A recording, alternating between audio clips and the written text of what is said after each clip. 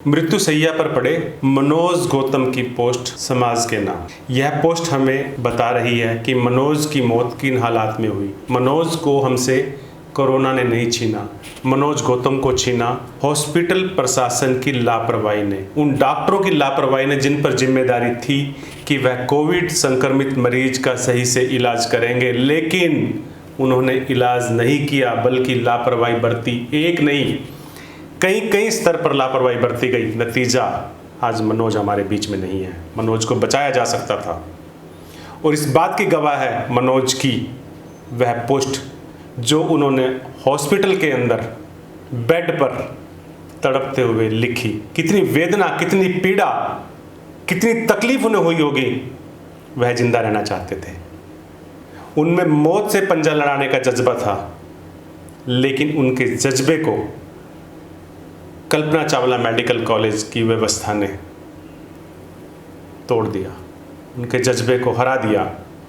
देखिए, सुनिए मनोज गौतम ने अपनी इस अंतिम पोस्ट में क्या कहा। ये वही मनोज गौतम है जिसने कल्पना चावला मेडिकल कॉलेज को बनवाने के संघर्ष में एक भूमिका अदा की थी। ये वही मनोज है जिसका कल्पना चावला मेडिकल कॉलेज पर पूरा यकीन था और यही वजह थी शायद कि वह इलाज के लिए निजी हॉस्पिटल में नहीं गया। वह चाहता था कि उसका इलाज इस कल्पना चावला मेडिकल कॉलेज में हो, क्योंकि उसका लगाव इस कॉलेज से था। वह इस कॉलेज को देखना चाहता था कि यह कॉलेज करनाल के लोगों की, आसपास के लोगों की, समाज के लोगों की जान बचाए। उसका यकीन था और वह अपने यकीन को तोड़ना नहीं चाहता था। मृत्युशैया पर पड़ा हुआ मनोज इस विश्वास और यकीन और भरोसे को कायम रखना चाहता था और शायद यही वजह थी कि उसने सबके कहने के बावजूद भी कल्पना चावला मेडिकल कॉलेज से अपने आप को तब तक शिफ्ट नहीं किया जब तक कि वह गंभीर रूप से बीमार नहीं हो गया। सुनिए मनोज ने अपनी इस पोस्ट में क्या कहा और यह पोस्ट आपकी आंखें खोल देगी कि कैसे मनोज क्षण क्षण मौत के मुंह में गया। मौत का क्रूर पंजा मनोज की तरफ आ रहा था और मनोज फड़फड़ा रहा था जिंदगी के लिए। वह जिंदा रहना चाहता था, लेकिन सिस्टम ने उसे छीन लिया। आप यकीन नहीं करेंगे, क्योंकि मनोज भी यकीन नहीं करता था। मनोज को यकीन था कि सिस्टम से काम करता है। अफसोस, जब तक इस सिस्टम से हमारा पाला नहीं पड़ता, हम इस सिस्टम का वह वहसीपन और नंगापन नहीं देख पाते जो मनोज ने देखा। मनोज ने अपनी इस अंतिम पोस्ट से आम आदमी को यह बताने की कोशिश की है कि हॉस्पिटल में व्यवस्था कितनी लापरवाह है, आम आदमी की जिंदगी यहाँ कैसी है। महामारी से नहीं, अव्यवस्थाओं से पीड़ित हैं लोग। आलोचना नहीं, सुझाव आप बीती।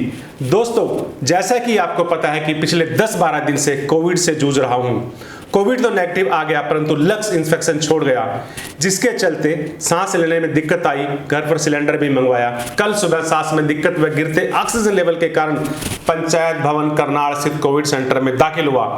2 घंटे में ही वहां आराम आ गया। वहां पर इंचार्ज डॉक्टर प्रदीप व सारा स्टाफ अच्छा था। चारों ओर खुला और हरे भरे पेड़ स्वास्थ्यवर्धक वातावरण का बोध करा रहे थे। थोड़ी देर में आदेश आया कि इस कोविड सेंटर को हिना बैंकेट हॉल वाले कोविड सेंटर में शिफ्ट किया गया, जबकि यहाँ अभी बेड भी खाली थे। यहाँ आना जाना भी सुगमता से था, हवादार भी था, परंतु शायद सरकार के कुछ अपने मापदंड होते हैं। जैसे तैसे करके Hina banquet hall Covid centre पहुंचे। थोड़ी देर बाद वहां दिक्कत आई तो डॉक्टर ने मुझे कल्पना चावला राजकीय मेडिकल कॉलेज में शिफ्ट कर दिया। यहां होता है अव्यवस्थाओं का खेल शुरू। एम्बुलेंस ड्राइवर मेरे साथ अंदर तक गया और काउंटर पर खड़े कर्मचारी को बताया कि मरीज को मैं ऑक्सीजन पर ही लाया हूं, लेकिन 15 मिनट पर्ची वर्ची और पूछताछ के चलते ऑक्सीजन नहीं लगी। भला हो बेचारे उस एम्बुलेंस ड्राइवर का जो मुझे वापस गेट पर ही खड़ी एम्बुलेंस में ले गया और ऑक्सीजन लगा दी। लगभग 15 मिनट की भागदौड़ के बाद एक कर्मचारी स्ट्रेचर और ऑक्सीजन सिलेंडर लेकर आया और मुझे अंदर ले गया। इमरजेंसी वार्ड में लगभग 2 घंटे में इसी स्ट्रेचर पर रहा, पर गनीमत रही कि ऑक्सीजन सिलेंडर था। इस बीच घर वालों ने बड़े भाई प्रीतपाल सिंह पन्नू व कुछ अन्य साथियों को फोन किया। मुझे बेड मिल गया, लेकिन 15 मिनट बाद ही फिर फरमान आया कि मुझे 4 नंबर फ्लोर पर शिफ्ट किया जा रहा है। फिर मुझे 1 घंटे तक इस वार्ड से उस वार्ड तक घुमाया गया। हाँ, लेकिन स्ट्रेचर पर। मुझे इधर से उधर खींच रहे वार्ड बॉय परेशान थे। शायद इनकी संवेदनाएं अभी जिंदा हैं, शायद पढ़े लिखे नर्स डॉक्टर ही तर्क कुतर्क करते हैं। जब तक मुझे वापस इमरजेंसी वार्ड लाया गया उस वक्त बेड भी भर चुका था।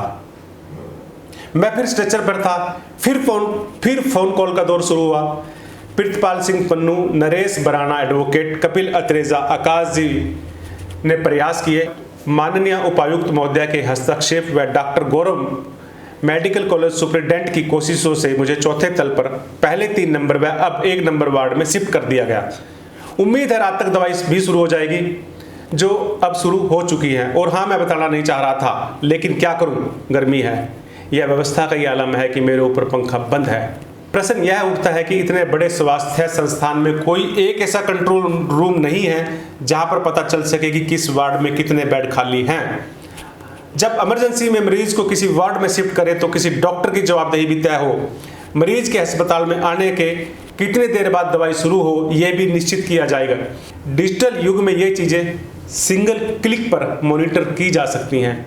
अतः जरूरी है कि इतने बड़े मेडिकल संस्थान की जिम्मेदारी उपायुक्त करनाल जैसे कर्मठ व मेहनती हाथों में सौंप दी जाए। कई साथियों के फोन आए कि यहाँ सुरक्षित नहीं हूँ, लेकिन फिर भी हमारा इस संस्थान से लगाव है, अपनापन है, क्योंकि भाई प्रितपाल सिंह पन्नू जी के नेतृत्व में इसके लिए आहुति डाली है और यहाँ सुविधाओं की भी कमी नहीं है। अगर अच्छे से मॉनिटर किया जाए तो यह करनाल के लिए सफेद हाथी नहीं, विघ्न हरण गणेश साबित हो सकता है। अभी 1 सप्ताह लगेगा, विश्वास है ठीक होकर ही लौटूंगा। दुआएं बनाए रखें। लेकिन अफसोस, मनोज गौतम वापस नहीं आए। सुनिए उनकी मौत पर निफा अध्यक्ष प्रितपाल सिंह पन्नू ने क्या लिखा। मनोज गौतम की मौत के कुछ सवाल हैं जिनका जवाब समाज को लेना होगा। प्रिय मित्र मनोज आज हमारे बीच में नहीं है। कल रात्रि शरीर में ऑक्सीजन की कमी से तड़पते मनोज को शायद मैं लंबे समय तक भूल नहीं पाऊंगा। बीमार होने से अनंत यात्रा तक जाने के इन दिनों में कुछ ऐसे सवाल छोड़े हैं जिनका जवाब हर उस व्यक्ति को मांगना होगा जिसका किसी भी रूप में मनोज से संबंध था। जिसका संबंध नहीं था उन्हें भी ये उत्तर लेने होंगे, क्योंकि इनके साथ अनेकों और मरीजों का भी जीवन भी जुड़ा हुआ है। मैं आशा करता हूं कि सत्ता और विपक्ष से जुड़े प्रबुद्ध लोग इस विषय को राजनीति के चश्मे से न देखकर करनाल के आम जन की बेहतरी के लिए पढ़ेंगे और व्यवस्था को दुरुस्त करने के प्रयास करेंगे, ताकि और किसी मनोज गौतम को इस वजह से जीवन न गंवाना पड़े। शुरुआती बुखार के बाद मनोज गौतम ने 11 मई को अपना छाती का सीटी स्कैन करवाया, जिससे पता चला कि उसके फेफड़े 35% तक संक्रमित हो चुके हैं। उस समय मैं भी मौजूद था। मनोज ने खुद इसका जिक्र अपने फेसबुक वाल पर भी किया। 11 मई को घर पर ऑक्सीजन और दवाई लेने के बाद 12 मई को मनोज को कल्पना चावला मेडिकल कॉलेज लाया गया, जहां किसी ने उसकी परवाह नहीं की। भाई आकाश भट्ट के प्रयास से स्ट्रेचर पर ऑक्सीजन लगाई गई और बिना किसी दवाई के छोड़ दिया गया। मैंने स्वयं 2 बार करनाल उपायुक्त निशांत यादव से फोन पर निवेदन किया और उन्होंने भी दोनों बार तुरंत कल्पना चावला मेडिकल कॉलेज के मेडिकल सुपरिटेंडेंट को फोन किया। तमाम प्रयासों के बीच मनोज को बेड तो मिल गया, लेकिन बेड देने के पीरियड में उसकी अव्यवस्था के कारण जो दुर्गति हुई, जिसका जिक्र खुद मनोज ने फेसबुक पर किया है, पर भी केवल ऑक्सीजन लगा दी गई और लंबे समय तक इलाज शुरू नहीं किया गया। फिर प्रयास किए डॉक्टरों को सिफारिश लगवाने, कहलवाने और स्टाफ तक पहुंच करने के, जिसके बाद उन्हें कुछ टैबलेट कैप्सूल देने शुरू किए। हैरानी की बात है कि एक मेडिकल कॉलेज के विशेषज्ञ डॉक्टर ने एक बार भी उनके फेफड़ों की स्थिति जानकर उस स्तर का इलाज करने का प्रयास नहीं किया। अगर परिवार ने ड्यूटी पर मौजूद डॉक्टर को कहा तो उनका जवाब था, हमें हमारा काम मत सिखाओ। 2 दिन तक इस सफेद हाथी साबित हो रहे मेडिकल कॉलेज की अव्यवस्थाओं से झेलते हुए मनोज के छोटे भाई अमन ने जब रोते हुए सब बताया और मनोज की खराब होती हालत का जिक्र किया, तो मैंने और प्रवेश ने उन्हें तुरंत विर्क अस्पताल में लेकर पहुंचने के लिए कहा। उस समय ऑक्सीजन लेवल 70 पर था, जो इमरजेंसी में डॉक्टर के प्रयास से 80 से ऊपर पहुंची। इलाज के साथ साथ जब मनोज का सीटी स्कैन कराया गया तो उसका स्कोर 21 था, यानी फेफड़े लगभग 80 से 85% तक संक्रमित हो चुके थे। यानी सही इलाज न मिलने के कारण 35 से संक्रमण 85% तक हो गया।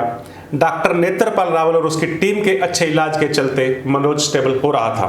हम कल सलाह कर रहे थे कि नीचे रूम में ले जाएं और ऑक्सीजन कंसंट्रेटर पर 2 दिन रखकर घर भेज देंगे, जहां वो ऑक्सीजन के सहारे रिकवरी कर लेगा। लेकिन होने को कुछ और मंजूर था। शाम को उसके फेफड़े पंक्चर हो गए, जो शायद सैकड़ों में किसी एक केस में होते हैं।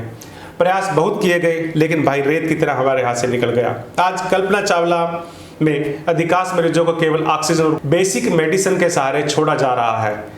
इस बीमारी में ऑक्सीजन कम होने का मतलब है कि फेफड़ों में इन्फेक्शन है, जिसे रोकने के लिए विशेष उपचार व इंजेक्शन जरूरी हैं। मनोज गौतम और मेरे ससुर जी को 6 इंजेक्शन हर रोज लगते थे, जिनमें एक की कीमत 2000 रुपये है। अगर ये जरूरी है तो मेडिकल कॉलेज में क्यों नहीं लगाए गए, और अगर ये गैर जरूरी है तो प्राइवेट अस्पतालों में क्यों यह इंजेक्शन लगाए जा रहे हैं। कोरोना में फेफड़े का संक्रमण बहुत तेजी से फैलता है।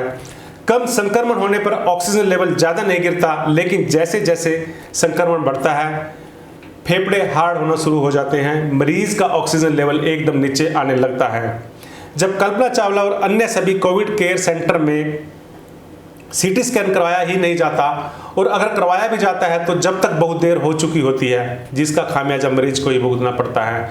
मनोज के केस में फेफड़ों के इन्फेक्शन का 35% से 85% तक पहुंचना इस बात का सबूत था कि उनके इलाज में कल्पना चावला मेडिकल कॉलेज में लापरवाही हुई है। ऐसे गंभीर मरीज को आर्टिफिशियल लंग्स के माध्यम से ऑक्सीजन पहुंचाई जानी चाहिए थी, और तब तक पहुंचाई जानी चाहिए थी जब तक कि उसके अपने लंग्स ठीक होकर सही से काम करना शुरू न कर दें।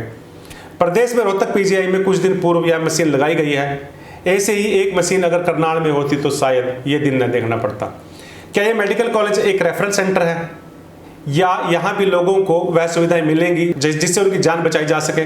क्या हम सभी राजनीति से ऊपर उठकर एकजुट होकर कल्पना चावला मेडिकल कॉलेज को वह मशीनें उपलब्ध कराएंगे? इसके लिए आवाज उठाएंगे, संघर्ष कर सकते हैं। अगर नहीं तो आने वाले अनेक मरीज अपनी मृत्यु के लिए हमें भी जिम्मेदार ठहराएंगे। मेरा दिल रो रहा है, आंखों में आंसू हैं, परिवार डरा हुआ है और घर बैठने के लिए कह रहा है, लेकिन हम बैठ नहीं सकते, क्योंकि अनेक मनोज गौतम उखड़ती सांसों के बीच समाज की ओर देख रहे हैं, जीवन की उम्मीद में। एक बार पढ़िएगा और अगर समझ आए तो जवाब करिए, जवाब मिलने तक। प्रितपाल पन्नू की यह चिंता समझ में आ सकती है। हम समझ सकते हैं कि कल्पना चावला मेडिकल कॉलेज में किस तरह से कोविड के मरीजों का इलाज हो रहा है। बार बार एक बात कही जा रही है कि बीमारी इतनी गंभीर नहीं है जितना गंभीर डॉक्टरों की लापरवाही है, और यह व्यवस्था प्रदेश के किसी और जिले में नहीं बल्कि सीएम मनोहर लाल खट्टर के विधानसभा क्षेत्र करनाल के कल्पना चावला मेडिकल कॉलेज की है। वह कॉलेज जिसे शहर के लोगों ने कड़े संघर्ष के बाद बनवाया था, और अगर ऐसा कॉलेज अपने शहर के एक प्रबुद्ध व्यक्ति की जान नहीं बचा सकता तो समझ सकते हैं हम कितने लाचारे, बेचारे और कितने गैर जिम्मेदार सिस्टम के हाथों में हैं। सोचिए और सवाल कीजिए, और ये सवाल तब तक कीजिए जब तक कि आपको इस सवाल का जवाब ना मिल जाए, क्योंकि मनोज गौतम चले गए, लेकिन हमें उन नौजवानों को बचाना है जो संक्रमित होकर अभी भी जिंदगी और मौत की जंग लड़ रहे हैं। हमने एक मनोज गौतम खो दिया, लेकिन हम प्रण ले सकते हैं उन युवाओं को बचाने में, उन बुजुर्गों को बचाने में, उन बच्चों को बचाने में, यदि हम इस हॉस्पिटल की स्वास्थ्य सेवाओं की थोड़ा सा भी हम इनको सही कर दें, थोड़ा सा भी दुरुस्त कर दें, और इस दुरुस्त करने में अगर हम थोड़ा सा भी योगदान दें तो शायद यही मनोज के प्रति सच्ची श्रद्धांजलि हम सभी की होगी। धन्यवाद। अगर आपको हमारा काम, हमारा वीडियो पसंद आया तो आप हमें लाइक कर सकते हैं, सब्सक्राइब कर सकते हैं। अगर आपको उचित लगे आप इस वीडियो को शेयर भी कर सकते हैं। तब तक के लिए जय हिंद।